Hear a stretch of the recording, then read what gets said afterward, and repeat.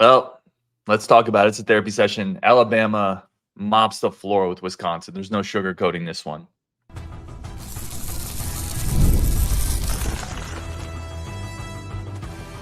You are Locked On Badgers, your daily podcast on the Wisconsin Badgers. Part of the Locked On Podcast Network, your team every day. What is going on, Badger fans? Welcome to Locked On Badgers, your team every single day. Thank you so much, as always, for tuning in to the live reaction show, the therapy session. Bama big over Wisconsin in Madison. And luckily, nobody saw it. It wasn't like it was the national spotlight game or big noon kickoff or anything like that. Maybe nobody noticed, Rasheed. Is that possible? Today's episode brought to you by Gametime. Download the Gametime app, create an account, use code LOCKEDON, CFB to get $20 off your first purchase. Rasheed, big picture. I mean, I called you at halftime and we said this. It's like you can't beat a team when you're not going to beat Alabama when you lose your quarterback on the first drive. That's first of all, my gosh, how bad does that suck for Tyler Van Dyke? I mean, and I wrote down, actually, I wrote down before he went out. I was like, hey, Tyler Van Dyke looks poised in the pocket and he looks confident. And I was like, who knows what could happen? We weren't going to beat Alabama anyway, but man, to see him go down, to see the entire season sort of like flash now, and you're wondering, where are we going to go from here? Can Braden Locke do this? I think ultimately, big picture, we weren't going to beat Alabama. We got crushed by Alabama. I'm not upset about the things that we can't control. Alabama's just a really good team. They've got skill positions all over the place. That Williams kid is absolutely unreal. What I'm upset about is the things that we can control.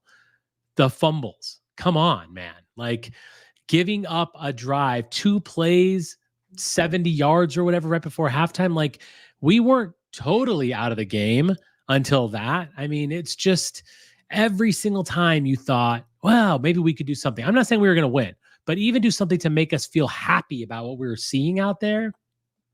They would have a bonehead play and fumble the ball like that. That's the things that I'm really upset about. We were so close to even looking like we were competitive. I'm not saying we're going to win. Don't mistake that. But I wanted to at least feel excited about something. And it's really just depressing. And it's depressing as I look through the rest of the season. Like now all of a sudden it's like, where do we go from here? How many wins can we stack up? We don't have Tyler Van Dyke, and he's likely going to be out for the season. And that's just, I feel really bad for him. And I'm just sad, man. This sucks. It just sucks to see your season, like everything you're excited for. You're like, wait a second, well, now what? And just, yeah, I mean, it is what it is. Just sad, man. Like, yeah, like this sucked. It's embarrassing, quite frankly. Like, if you want a word for this, you know, it's embarrassing when this is a national spotlight game and it pans to the crowd in the fourth quarter and like nobody's left. Or like nobody is there anymore, right? The student section is gone. Like, because there's the entire second half, I just felt like I was watching my watch. When will this get over? Yeah, like because there was no hope in it. It wasn't even competitive. It was embarrassing. I mean, that's the word. It was embarrassing. And I don't listen. Losing TV. First of all, let's start there. I think it's a good way to start. Tyler Van Dyke on the first drive. I feel awful for him. Like, there's a personal side to this that, like, you hurt your knee on that first drive against Bama. These are once in a lifetime opportunities for players. Like, that sucks for him. I feel bad for him. But listen, Tyler Van Dyke's not playing defense. And that Bama team could have scored as much as they wanted, essentially. I thought there were a few moments early on third down. The Badgers got some stops, but you didn't stop Milroe on the ground or through the air. They could pick and choose how they wanted to attack. And there was a moment where, if you wanted to believe in miracles, there was a glimmer of hope, right before half, maybe. And then you missed the field goal. And then in 40 seconds on 2 plays playing a prevent type zone defense, they score. Bama, the announcers, I mean, gosh bless them. They were trying everything they could to think of something to talk about. That's the other thing, right? They're going off on all sorts of storylines, which means this game isn't even competitive. And they're like, well, that's a decent amount of time. We'll see what Bama does. And at the end of it, they're like, oh, Bama didn't even need those 17 extra seconds or the timeout. So I mean, it's just embarrassing. Those are embarrassing moments. And it reminded me of what FCS schools used to look like against, holy crap. My camera just zoomed in. If you're listening to this podcast, Ryan's camera just was zoomed way in on his face because he had a new camera and he can't control it. It's got a mind of its own. It's an AI thing. Yeah, it reminded me though of when we played like an FCS team, right? Where it was just over and everybody knew it. There were tiny flashes on both sides. Tiny, and I mean tiny flashes. The problem is a tiny flash here and a tiny flash there. Like, that's not how you win games. You have to be able to be consistent. And I think that's the most upsetting thing is there's nothing good happening consistently.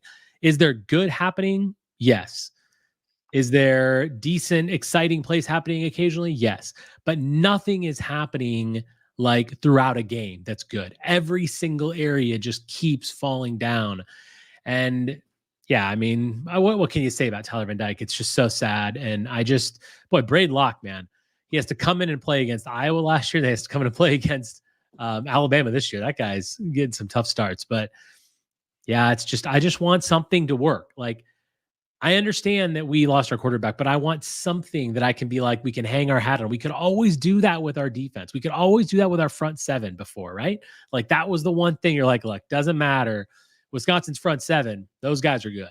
They'll always keep you in games. And I think that was just really disappointing. And to see Alabama just gash us. I mean, the offensive line of Alabama was just pushing us all around and creating holes that weren't like tiny holes that good running backs can get through. They were gaping holes. And I just think all these things just add up to me being sad about what I'm seeing. And I'm wanting to so excited for I'm going to LA in 2 weeks for the USC game. I want to be up for that. And I'm like, this stings, and it stings before our bye weeks. We have to live with this for 2 weeks, Ryan. Yeah. And I think for me, I think like getting blown off the ball a little bit on the defense line and those holes being opened didn't surprise me, right? I expected that. I expected the secondary to play better. I expected us to do a little bit better game planning, taking away a little bit of what Milroe was trying to do. I mean, yeah, there was just very little we could hang our hats on. And there was a lot of self-inflicted stuff too. Yeah, that's the other thing we talked about, right? Like, if you're going to play against Bama, and we talked about it, Bama has to play not a perfect game for Wisconsin to win. Bama's too damn good, and Wisconsin's not there. So Bama had, and instead it was us. It was Chez Mellusi, a senior veteran running back, while the game is still in play, fumbling on a dude. I'm sorry, man. I got all the respect in the world for what Chez has done with the injuries and getting back. Like, this is not an attack on Chez the person. You got to hang on to the ball, bro. Like that. I'm sorry. You're a senior. If the reason we're playing the seniors is because of their experience, then the experience has to show in hanging on to the ball in the biggest moments. I thought that was just inexcusable, man, in that moment. And it's the second fumble in 2 weeks for Chez. I need to say something about Chez. Like, look, I want so bad for him to be successful here. You all know this. Everybody's heard me say how much I love Chez. And but in that moment, it's kind of indefensible. Like, literally as that play started, I'm thinking, all right, Chez, like, break a play, do something great here. If he would have made one more move, he would have got around that guy, because that guy's face was down, right? He absolutely could have escaped that tackle. Instead, he loses the ball the first time he's contacted on the play. I mean, there's nothing that's ridiculous, man. That's absolutely ridiculous. And then even to see Cade do it, and I'll give the running back credit. They ran hard until they couldn't finish the play. And it's upsetting. And I saw a comment in there earlier about be mad, not sad. I am mad. This is how I manifest it, because I'm just like, I'm just depressed because I care. And I know all of you do too. If you're listening to this show, unless you're an Alabama fan, you care about this, and it sucks. It just to see that this is where Wisconsin football is right now, and to see us lose on national TV 42-10 with pregame shows there and everything, like, it sucks. And I'm super angry about it, but I'm also just very, very depressed. This is just how I get after a Wisconsin loss. And one of this magnitude, man, this is tough. This is really tough. Yeah, that's what Michael said. Be mad, Rashid, not sad. This is not acceptable. Yeah, this is unacceptable. But everybody fans different. Everybody reacts different. Like, we're never here to tell anybody this is how you have to be reacting, no matter what it is. It sucks, man. Like, the day you honor Ron Dane, the day you have a bunch of alumni in town. Thomas is speaking to the guys in the locker room. Ron Dane came in and talked to the running backs. Like, this is a big moment. I would say with the TVD thing, not to belabor that point, I do think this game script plays out a little differently with TVD. People can hate that or not, disagree with me or not. I don't think, listen, I don't think we win, obviously, but there was a little bit of juice right at the start. The Badgers had a lead. By the way, much like that Miami game that had been referenced, Wisconsin went up 3-0 and then got absolutely pasted. So that's kind of an interesting little parallel there. But I do know they were planning on using the RPO action a little bit. Van Dyke's better at that. You saw Locke struggle with that, making that read consistently all game long. He's just not comfortable keeping it. And Alabama keyed off on that. What were your actually, let's take a quick break. Then I want to ask your quick thoughts on Braden Locke, because I think it's an important thing knowing he's going to be the quarterback for a while. Tyler Van Dyke is not coming back anytime soon unless there's some type of modern medical miracle here. All right, let's take a quick break for our friends of the show. Then come back. We got a bunch of comments starred. Definitely some people yelling at me for some reason. Michael looking at you. But we're going to talk about that too. First, let's take a quick break for friends of the show. Come back. We'll get all your comments in. Obviously, not a fun game for Badger fans. Today's episode brought to you by eBay Motors.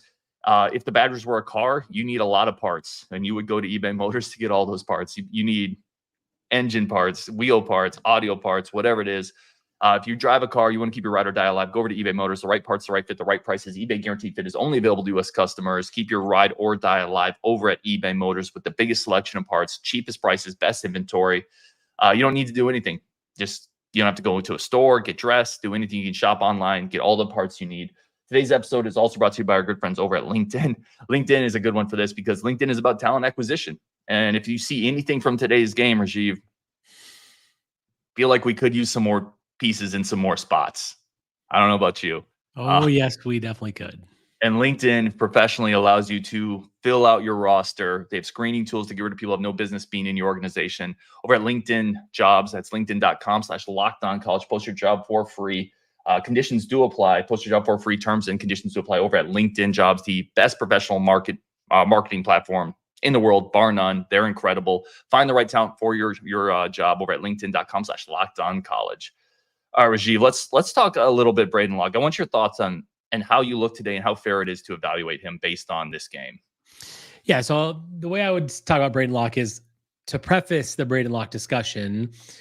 He is now coming in against one of the best defenses in America, again, by the way, after a quarterback injury, and then not having taken first team reps, not having been play with those guys. That's a tough spot to come into, a really, really tough spot. So let's just acknowledge that because, I don't think he played well, but that's a really tough spot. Now, outside of that, there are things that Braden Locke just doesn't look like he can do and do well. There are some things where, I think that the number of batted balls, my goodness, he's got to find the right passing lanes and actually utilize the lanes. And the deep ball miss in the corner when we were kind of having a moment to Will Pauling, and then the one to Tretch Kekahuna. And there were several balls slants that he threw behind, he threw ahead, he just wasn't there. Now, some of that, in my opinion, is down to the fact that he didn't get the first team reps. He's coming into a tough situation where he was not expecting to play against Alabama. First team reps, having 2 weeks to now actually he has a bye week. That's a good thing for him right now. He needs that. He needs 2 weeks of working with the first team offense to see what he can do. Do I think he is going to be better than TVD? No, but do I think he can be serviceable? Yes. We didn't see it today, and it was a really tough situation to come into. That being said, he made some bad throws, Ryan. He made some really bad throws. He looked like he was very scared, and that's what you would expect, I suppose, for him coming in there. Did I hope he'd play a little better? Yes, but let's see what he can do in 2 weeks. I mean, that game's not going to be easy either. But yeah, there were some throws where I'm just like, come on, man, you got to make them. Both of those deep ones, right? Like that one to Tretch too, which was kind of on a broken play and ended up being first. But that one to Pauling, man, that's a quarter. You see it on the other side. Milroe hits that. Milroe makes that pass, and that's why he's Jalen Milroe, and that's why he's on Alabama. But you make that pass, Pauling's open. You got to hit it. You got to hit that. But I would go back to, you're right. You're dead right. The bye comes at a beautiful time for Wisconsin because they have to regroup. They have to Locke has to lock in, for lack of a better term. But I was concerned with what did we talk about with this quarterback competition? We said, well, it's nice to have a really good number two, right? Maybe it took a little longer than we thought, but we thought it's really nice that you have a guy you could plug in and feel pretty good about. I felt like as soon as he came in, the wheels came off a little bit. And you can't have a backup quarterback that takes, I know it's Bama, but it's at home. And this is not a freshman. This is a guy who started games last year. You can't have a guy that comes in and it feels like for 3 drives, the wheels are off the offense and you can't throw a slant pattern. You're right about that. That's just not acceptable. Because the one thing with Locke is it's supposed to be the intangibles, the IQ, ready to go. Like there were some throws there. Bama gave you some throws. They really did. There were some openings and it took them 3 drives to get going. And that's just not acceptable, man. I thought pocket awareness was weird too. There was a couple moments. I mean, the one play, it ended up being a tip pass, not even one of the fumbles, but he held the ball for like 7 seconds and and it's like, you can't do that against Illinois, but certainly not Bama, man. Like it felt very, very disjointed. And that was worrisome to me when you have a quarterback who has been in the system for a couple of years now and started games last year. Do you have confidence, Ryan, that he can some of that stuff? How much of that stuff gets cleaned up, do you think, in the 2 weeks versus just he is who he is? How much of that stuff do you think can actually get improved?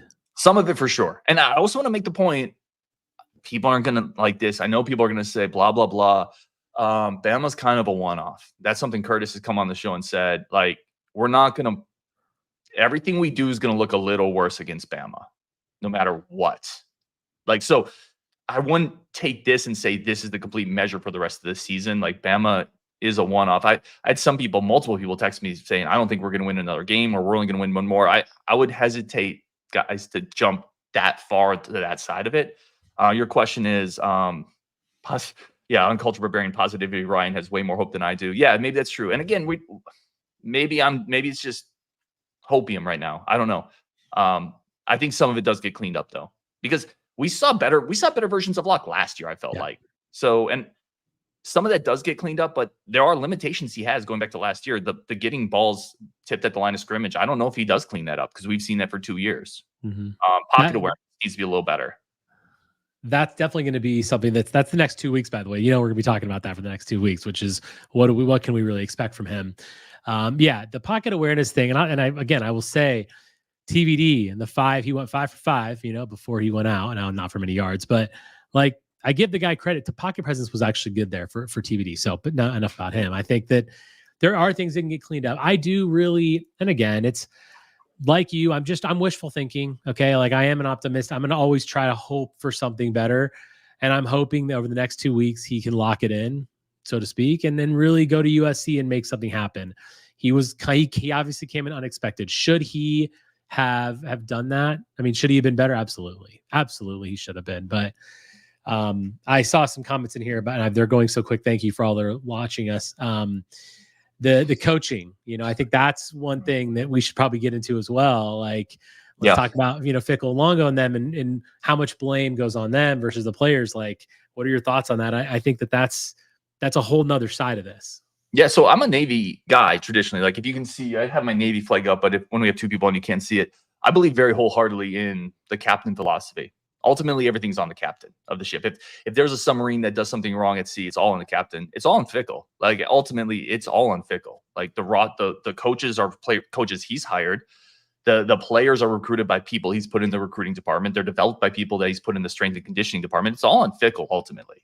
And there didn't seem to be much of a bounce back when things started going wrong in this game, right? It felt like once that momentum had shifted, it seemed like everything was packed in. And I thought there were moments, man, where I don't know what we're doing on offense. We're running into a stacked box with 10 people in the box against Bama. And I know you have Braden Locke in there, but Braden Locke you said it yourself, was almost your starting quarterback. You got to take shots. I'm sorry. It's not going to work running into a 10-man box. So Longo, I don't know what's going on, but that's not going to work. And it felt like shades of that Ohio State game where Chris very obviously gave up, right? Where he said, I don't want that penalty. I'm not going to go for it here. I'm not saying that's what happened. And I still believe that Fickell was the right hire. People can roast me for that or not. I'm not on the fire Fickell train, which I'm already seeing some of, but they get tons of blame for this because this is their product. Ultimately, it is what it is. Again, I will point out, I do think Bama is a bit of a one-off because of how good they are. But there's not an excuse to get beat by 32 at home. So the thing that comes to mind to me is killer instinct, and I feel like that's what this coaching staff is lacking. And killer instinct doesn't only come when you are winning a game and to put them away. It's also that killer instinct to when we said there were moments in the first half when we were driving at the end of the first half. There were moments in the second half when we scored that touchdown, and no, we weren't going to win when it was 28-10. But you know what? We put their defense in a tough situation. We get the ball back, and there's turnovers. Like things, every time there's no killer instinct, and running into a 10-man box, like you said, and just the play calling in certain situations. Now, I will say, coming into the game, maybe Phil Longo did have a pretty decent game plan. Like the first drive did look a little bit good, and there were moments where there was flashes, but I absolutely blame Luke Fickell and the coaches for this, in part because, I mean, this is what they have to do. Like, they've got to be at their best. They've got to have their A game, just like the players. And I feel like there's definitely misses here. There's definitely a lack of that Wisconsin like cohesion and drive and determination to win the game and to do things like that's lacking. There's that killer instinct that I just feel like is lacking. Something is missing. There's a broken link somewhere, and that has to get fixed. I mean, I feel like we're at a very critical point of our season. We are at a very critical point of Luke Fickell's tenure. We are at a very critical point in the future of the program. Like, this is a big deal right now. And no, you're not going to beat Alabama, and that's okay. And you have tough games ahead of you that you're going to lose, and that's okay. But how you play in those games, how you beat the teams that you need to get back to a bowl game, like make this season what you can, and develop that a bit more of that killer instinct and get it together. Everyone has to get it together, or this is going to come off the rails quickly. And that's not going to be good for the future of this program and for Luke Fickell. So, I mean, they got to turn it on, and they got to turn it on now. Yeah, I want to dive into that next, because I think you start to get into really scary times if you start stacking bad performances and start stacking mediocre. Then those Nebraska comparisons start to get a little more apt. I don't think it's there yet, and maybe that's just me not wanting to be there. I want to also ask you about some of our preseason predictions and where you're at on your ceilings now. I know we did ceilings and floors before the season. I kind of want to just do a gut check reaction to where we're at maybe on that now. We're going to take one more quick break, get into a bunch more of your comments, thoughts. In the chat, where is your ceiling now? Wins and losses for the year. I don't know if I'm even going to want to look at those, but they're probably, I don't blame them either. All right, let's take one more quick break, come back, talk to Rajiv. Let's talk ceiling and floor for the year. I want to talk about Tretch too. I want to talk about some of the linebackers, a bunch more to get into. First, today's episode is brought to you by Factor Meals. Again, I've talked about this a lot. I'm a foodie in the sense that I like to eat food. I'm not a foodie in the sense that I know how to prepare food. Factor Meals helps me do that. They have over 30 meals, over 60 different add-ons. So you get healthy, fresh, delicious meals for cheap. We have a great deal now. Head over to factormeals.com/LockedOnCollege50. You get 50% off your first order plus 20% off the next order over at Factor Meals. For people who, it's not just for people like me who are useless in the kitchen. If you just are busy, you don't want to cook, you don't want to prep, you don't want to shop, whatever it is, over at Factor Meals. I mean, if you look in my fridge now, I literally have Lunchables. They're not for my children. So wow, it is terrible. Factormeals.com/LockedOnCollege50. Get 50% off your first order over at Factor Meals. All right, let's get back into the show. I do want to throw this comment up here. And there's several variations of it, but Michael, Ryan was wrong as usual. He said the game would be close. He said TBD. He will say if TBD didn't get hurt, it would have been close. Rajiv will say they will win 9 games. I just want to say, why are you so mad at me, dude? Like, I'm not the one out there missing blocks. So what? I was a little optimistic. Like, the literal message of this show is fan how you want to fan. Stop being so friggin' salty. You were right. Yeah. Great. Are you happy? I'm not happy. I'm not happy to be wrong about it. I'm sorry.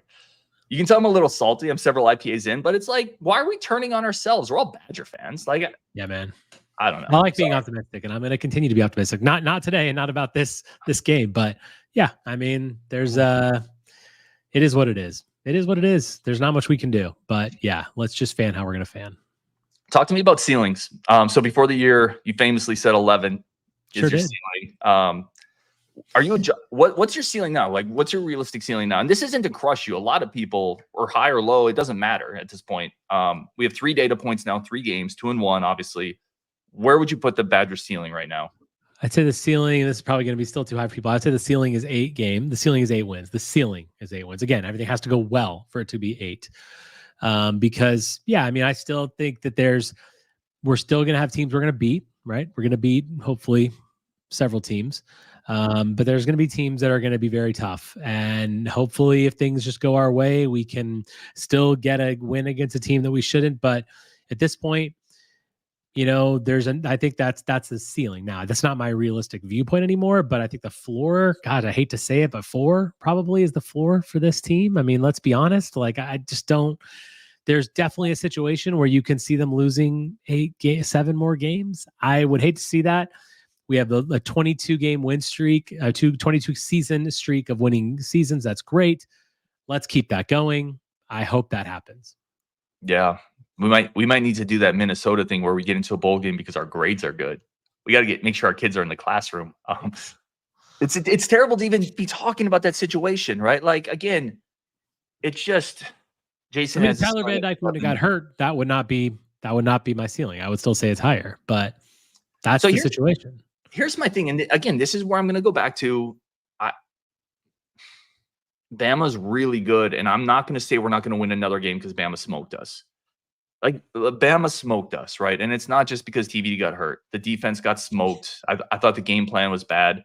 And quite frankly, TVD being hurt is now a thing, right? Braden, Locke, what we saw today, like, that's going to have to get a lot better too if we're going to hit that 7 or 8 game ceiling. But I do think this team is still going to win some games. I don't think it's going to be that terrible, but I would say the ceiling is, I think you're probably dead on. I think it's 8. I think realistically, you're probably looking at 6 or 7 though, just based on what we've seen for 3 games and based on what you've seen a little bit of Nebraska, what you've seen a little bit of some of these other schools. I mean, those are going to be tough games, man. And USC looks like they found a defense to some degree. Like, I mean, honestly, every game is going to be tough. Let's be honest about that. Every single game is going to be tough.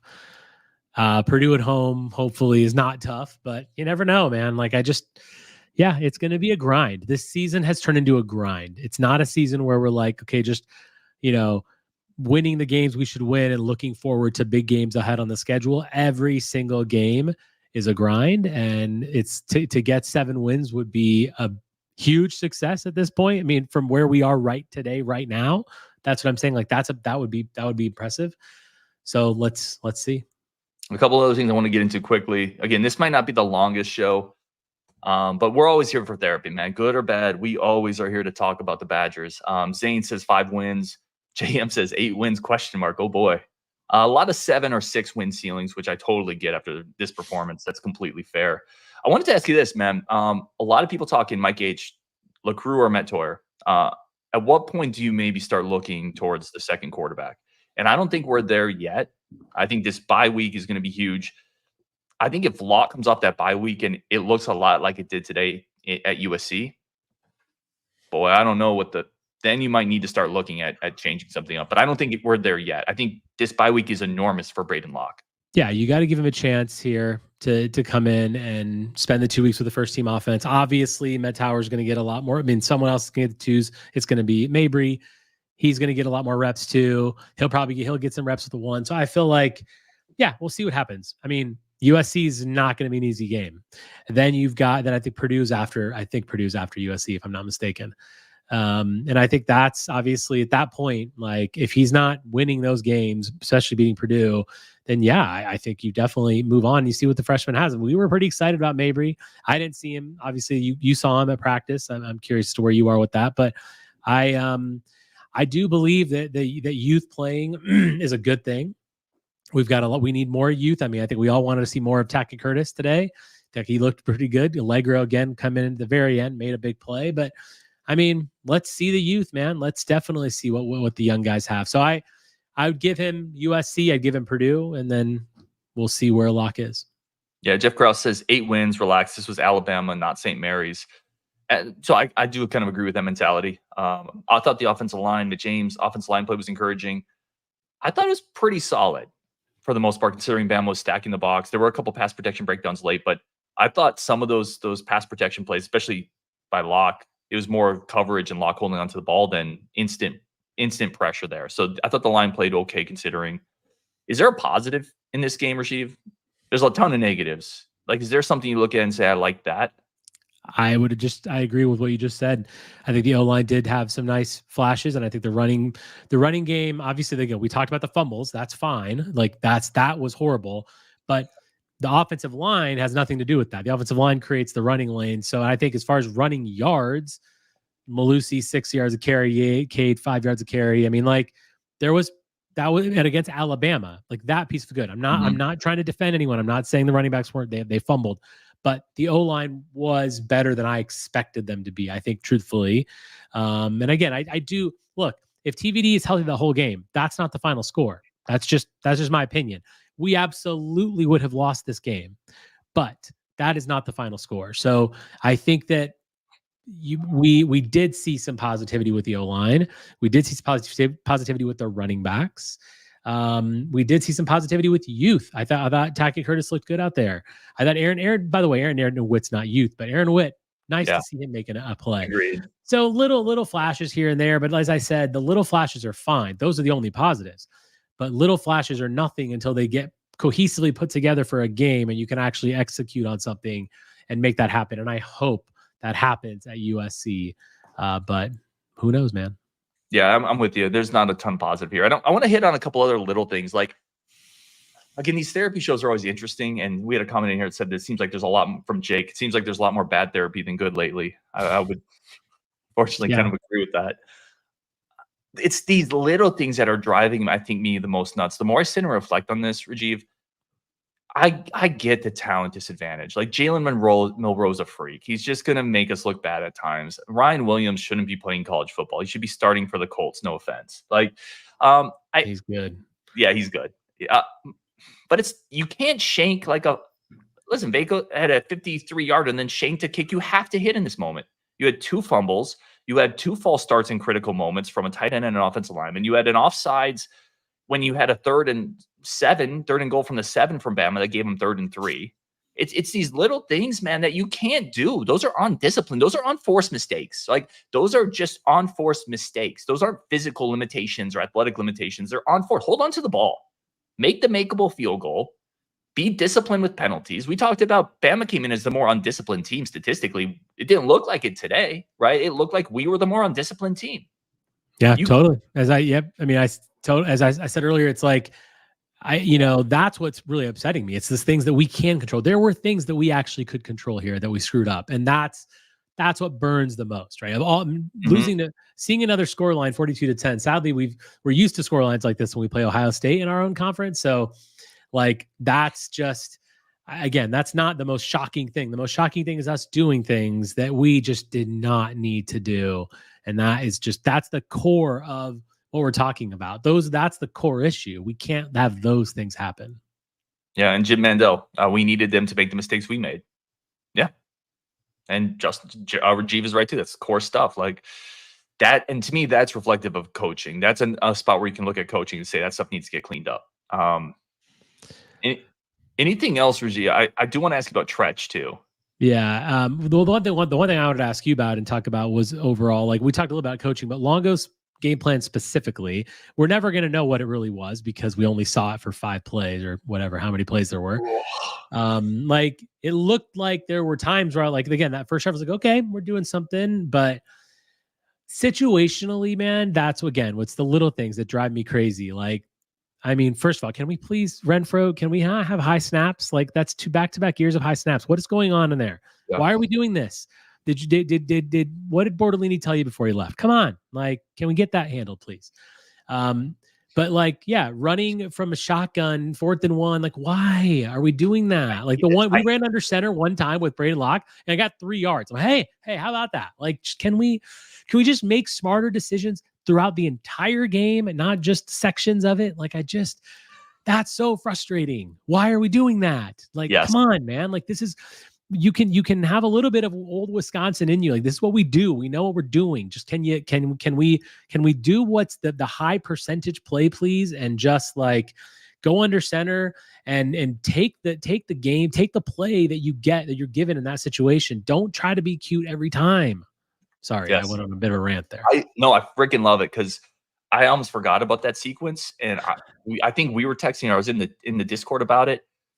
Bro, I'm sorry. It's almost like I don't understand it, man. It's almost like if you, and I'm speaking in generalities, and as always, man, these therapy sessions, we're going to be a little more fired up and maybe a little more reactional, which is what emotional, which is what we're doing here because we're fans, and this freaking sucks, dude. If it's 4th and 1, man, Wisconsin has been getting that for 20 years by going under center and just quarterback sneak or play power football. And you have the O-line for it. You have the O-line that can do that can get that one play. Come on. I don't get it. It's almost like there's a rule. If you're an air raid coach, you're not allowed to do that, right? Like it's almost like if you chose this route, you don't ever get to do that anymore. That's not the case. You can use some of each, man. And I thought Fickle had talked about this. Fickle had mentioned something about we've been getting first downs here for a long time successfully, doing it a certain way. Like maybe we go back to that. I don't get that. I don't understand that. There's a Tretch comment. We should talk about Tretch. Tim says number of Tretch targets on screens, bubbles, outlets, 0. I mean, look, Tretch is an extremely talented player that we all were really excited about coming here. And I just, the coaches, we got to figure this out. This kid is legit. He is very good. Play him more, because if he transfers, I am going to lose it. Like, this guy needs to stay here. He's amazing. And I'm glad that Will Pauling had a good game. That's great. But let me tell you something. You got to find Tretch. You got to work him into the offense. It doesn't necessarily mean that you're going to just target him over and over. It means like get him a play, get him activity. Like, man, we need that guy to stay here. He is ridiculously good, and it's upsetting that we're not seeing more of him. Are we sure he is? I think he is. I absolutely think he is. I think theoretically, I think he is, right? Like, I think he's explosive. It seems odd though that if he's as good as we think he is, there's some disconnect somewhere, right? If he's as good as he is, why are we not getting him the ball more? I don't have the answer to that. I know there's situations, Jerry has talked about it in the All-22, him not running the right routes. There's also ways you can get him the ball. If he's really that explosive, if he's Percy Harvin light, super light, by the way, not Percy Harvin, but if he's that type of guy, we talked about it, man. Receiver screen, jet sweep, little bubble screen, little out route, whatever it is, but they're not doing it. Yeah. And you're thinking that it's because they just know he can't. No, I'm not saying that. I'm saying it's possible he's not quite as good as we're hoping he is. Fair. I mean, I think that in the few moments that we have seen him, he has looked like he has that ability. And at the end of the day, he's basically a first-year player. He's not really a freshman, but I mean, come on, like, let's just we got to give the guy more opportunities. Let's at least see what he is. Fine. Like maybe he's not, but like put him in situations where he can be. I'm really excited to go to the USC game so I can actually watch the All-22 and live, which is nice to see the routes. And I'm also going to be sitting behind the end zone so I can really see it. I'm excited about it. That's awesome. I hope that I do want them to at least try with him. Like, why not? Like, he has the skills. You brought him here. He's fantastic. Like, I think we got to give him a shot, man. Yeah, I would go back to big picture for me. And the more I think about this, I almost don't care. Like, at some level, I almost don't care about the injuries and who you're playing. This offense just has to find a way to get better. Again, I thought there were moments in the first half the defense set the offense up. And you can look at the final score, 42-10. There were 2 touchdowns Bama got on short fields because of fumbles. There was another one where they had good field position off a punt. There's some level of the offense for a year and 3 games, man. It's been an issue. The defense was pretty good last year for the most part. The defense wasn't the issue in the first 2 weeks for the most part. And I thought through the first half of this game until the wheels fell off because the offense kept hanging the defense out to dry, the defense wasn't the biggest issue for the majority of this game.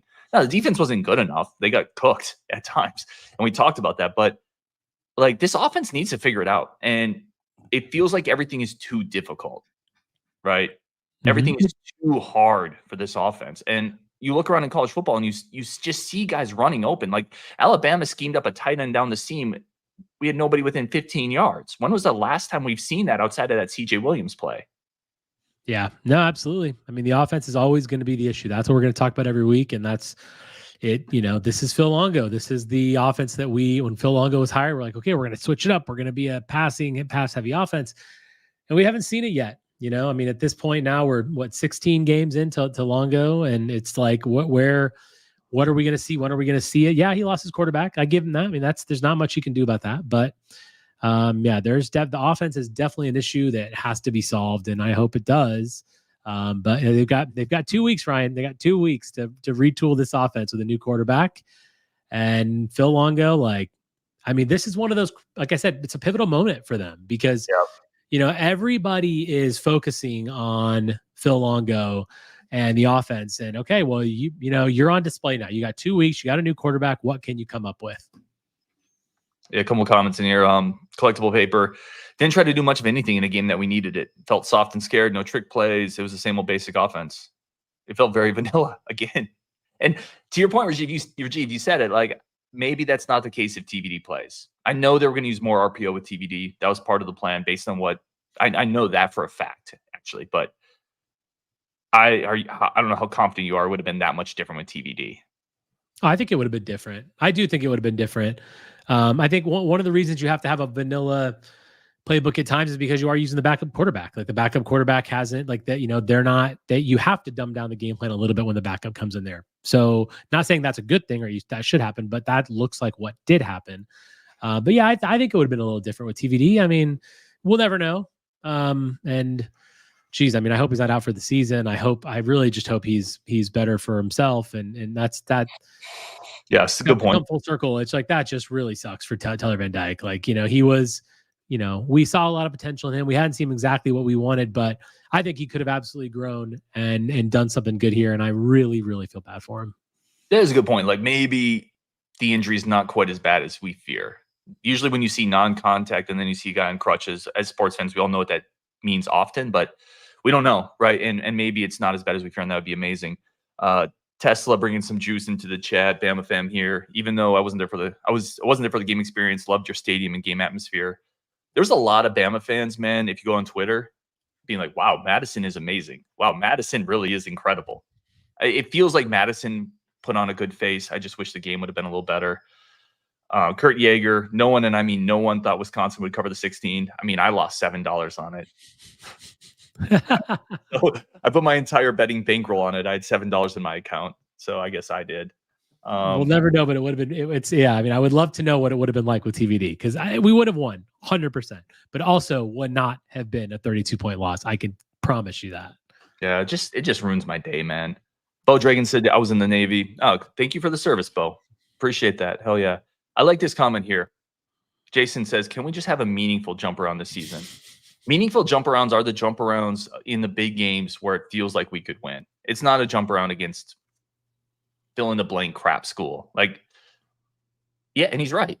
Like, this would have been an incredible, meaningful jump around. And I love everything Fox tried to do to build it up. But like, there's one lady in the crowd, I was watching it, and she's like, I mean, what do you expect? You're getting crushed. Like, who? I mean, I would be doing the same thing. It's tough. Agreed. All right, we'll probably, guys, wrap it up there. We have a bunch of comments still. As always, Rajiv and Justin will do a show. I'm going to do a community show, as I always do on Sunday, so I get a lot of these comments in here.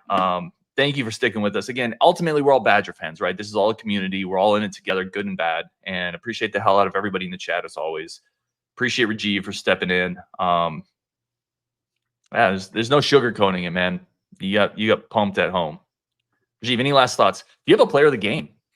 No. I don't. I don't even want to have a player of the game. I mean, you can't. If you get beat 42-10, there is no such thing as a player of the game. I'm sorry. I don't want to see a tweet on Tuesday or whenever the offensive player of the game, defensive player of the game, special teams player of the game. This is a good week just to not do that tweet. Yeah. I'll put that out. All right, guys, on Wisconsin. You know, we'll always be here for you. Good week for the bye week.